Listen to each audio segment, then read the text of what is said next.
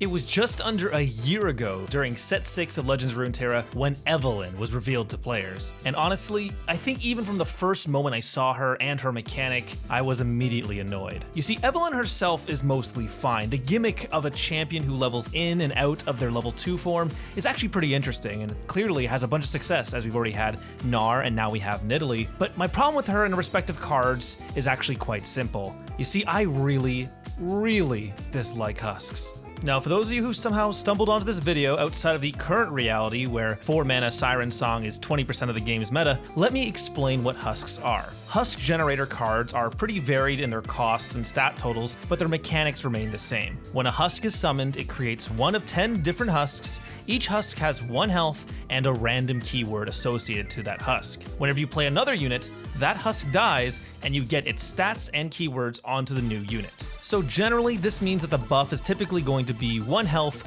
and a random keyword. But if you were to hypothetically buff the Husk, the buff would also transfer. So therefore, a 0-1 Husk being given +1/+1 now results in 1 power and 2 health stats being given to the next card being played, which is a pretty substantial difference, and that's probably the crux of why Siren Song became so powerful. But you see, the problem with Husks specifically is not just their power level. Only recently have Husks truly started to make a significant dent in the meta due to the aforementioned Siren Song. So for just under a year, Evelynn has struggled to make any real substantial impact in the metagame, only really seeing a little bit of fringe play. So how has a mechanic that was widely regarded as underpowered suddenly become overpowered with the release of 1 card? And why are so many people frustrated with Husks? Well, you see, there's quite a few problems, but number 1 is pretty simple.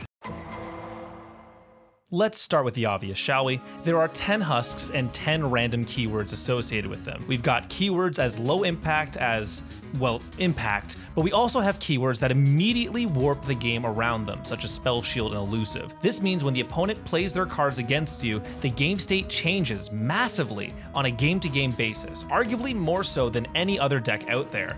The opponent's Evelynn could be an impact and tough Evelynn, or it could be an elusive and Spell Shield Evelynn. This means that your deck could very easily compete and defeat one Evelynn, but be completely powerless to another, all because you're in that 1 of 10 games where that opponent got that specific Husk. This means from the very start of her release, Evelynn has always been a champion that feasts or famines due to high and low rolls, meaning she can be entirely useless or massively powerful. But here's the issue. These two possibilities really suck for both players. You see, as the player of Evelynn, it can feel really bad when you get a bunch of Husks that aren't useful or low roll. And as an opponent, it can feel really bad when your opponent gets all the relevant ones or a high roll. But hang on, Roy, wait a second. If there's good and bad results possible, doesn't that mean it's balanced? Well, the problem with the randomness is that I'm not talking about what is or isn't statistically balanced, but what is fun and enjoyable for the game overall. Imagine, if you will, the following card. 1 mana Chaos Bolt. Flip a coin. If heads, you win the game.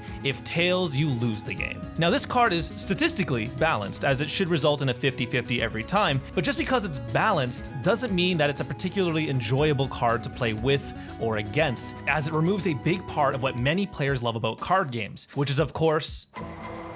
Now, I know the first thing that some people might say as a way to stop Evelynn is that you should just kill the Husks. The Husks, after all, only have 1 health and have no power to defend themselves. You know, at least they shouldn't. But the problem often with removing Husks is that it's extremely detrimental to one's own game plan. Some crucial cards that could answer them without setting themselves too far behind, such as Vile Feast and Pokestick, were both rotated to the Eternal format, and other options such as Mystic Shot often put you on the back foot for mana, setting you further behind. But of course, let's remember, due to the nature of the high and low rolls of these Husks, using a Mystic Shot to kill an elusive Husk can feel really annoying when you shouldn't have had to spend that Mystic Shot if they had hit, say, a Impact Husk instead, or one that's not useful. Not to mention, some Husks, such as the Spell Shield Husk, aren't really able to be interacted with in a conventional sense. After all, you'd rather keep your Mystic Shot in hand to pop that same Spell Shield later in most cases. Now, you'll notice here, I'm talking mostly about spells, and if you've played Legends of Runeterra for any amount of time,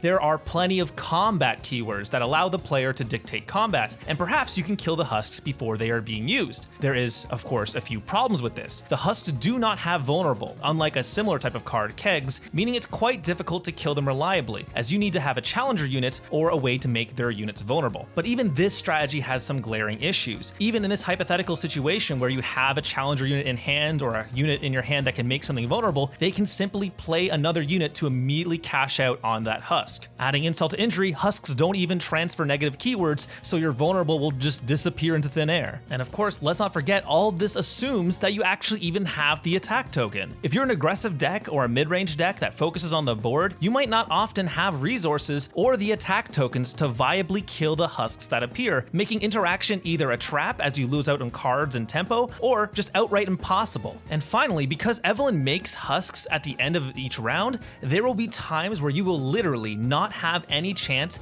to cast a response whatsoever to any Husk that appears from her. If they manage to get an elusive or spell shield Husk at the end of the turn, this all but guarantees a massive buff with no way to reasonably stop it. Now let me make something known here. For as long as Legends of Runeterra has been around, it has been marketed as skill outplaying luck.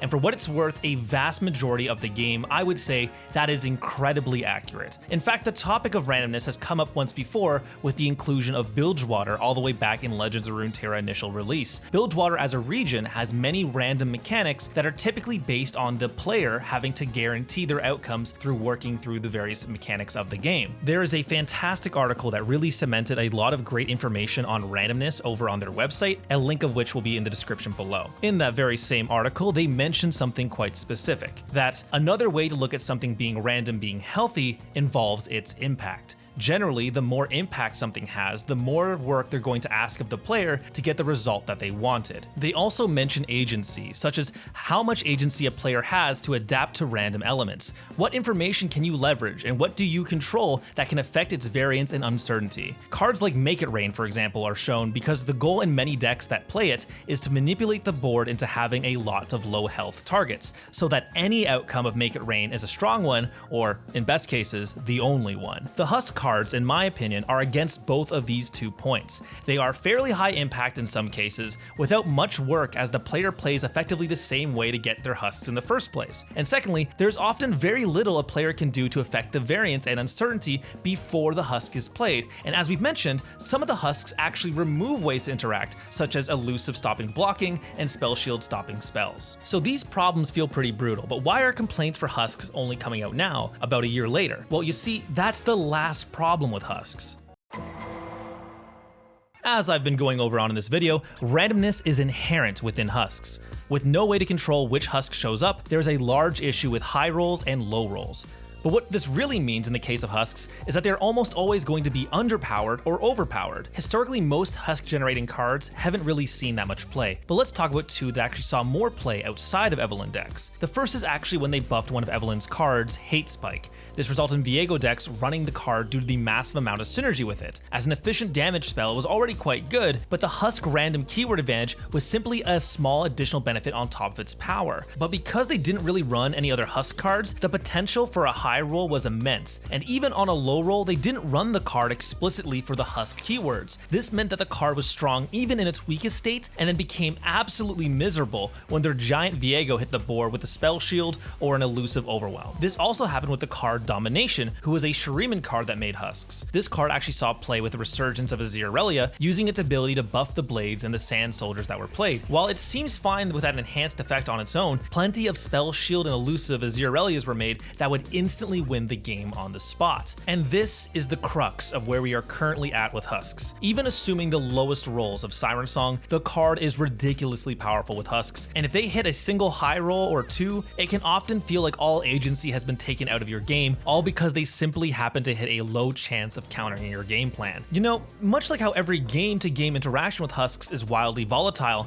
so is its ability to be balanced. Husks and Evelyn, by extension, are always going to feel too powerful or too weak, because to make Husk cards feel strong, they have to kind of ignore that Husk generation and become strong cards on their own. But thanks to all the swinging possibilities of Husks, it also means that cards designed this way will randomly high roll and change into massively overpowered cards instead. And at the end of the day, I feel like Evelyn deserves, you know, a little better than to be a champion who has to rely on randomness just so she can feel like she can be played competitively. So I decided to ask the Legends of Runeterra community for their thoughts. How can we solve some of these problems, and And let's take a look at some of the replies here. The first was by Frozen Thrall, and his idea is to make the pool deplete over time, meaning you can't get 2 of the same kind of husk before getting all the other ones first, meaning each sequential husk would help you better plan for a future one to show up. This would be a great example of the agency discussion earlier. It would also mean that if you managed to stop an elusive husk or a spell shield husk immediately, you could be certain they wouldn't get another one back quickly. The next suggestion by Absolution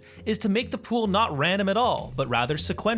This would mean that you would rarely, if ever, see a single husk card being splashed into decks, which is a bit of a sad thing for those cards, but it also means they could really balance out the husks further by averaging how fast players get husks and the associated rewards that they give. Elusive and spell shield husks, for example, could be placed later and maybe even give you stat buffs to reward you for going all in on a husk strategy, with a predictable curve of power to get there. This curve could be changed and balanced independently even, allowing husks to possibly find a spot where they could be considered balanced and change according to new card releases and the meta. But I think Max, who does in fact have the tracks, said it best. The best decision here, in my opinion, is to full rework Evelyn, as she and her associated cards are simply unsatisfying. Of course, I'm sure the game designers over on the Legends of Runeterra team have considered many of these possible options, and I know reworking effectively a few dozen cards, including husks, would be a tall order. But I also think that simply just nerfing Siren Song only kicks the can down the road, delaying the inevitable next husk card that causes these frustrations to boil over again.